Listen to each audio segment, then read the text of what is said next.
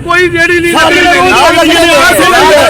ना लगने दें, लेकिन इस तरह की बदमाशी नहीं चलेगी। आप इस तरह की बदमाशी, हम साफी जो है ना हक पर सच की आवाज उठाते हैं। आपकी तरह लोगों से मंथलियां नहीं लेते, आपकी तरह लोगों से मंथलियां नहीं लेते। हम गरीब लोगों के साथ खड़े होने वाले हैं, आपकी तरह नहीं है।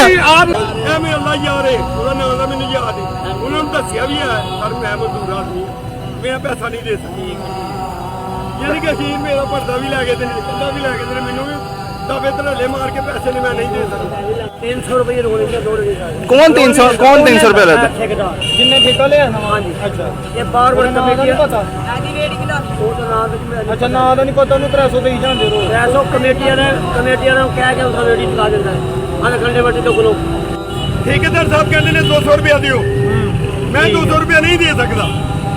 मैं क्या मैं इतने मैनू इन्होंने माड़े बंदे मलिक साहब ने इन्हें मैनू जगह दी है, मुहल्लेदार मेरे सारे नाल ने, इन्हों की वजह मैं इतने खलोना।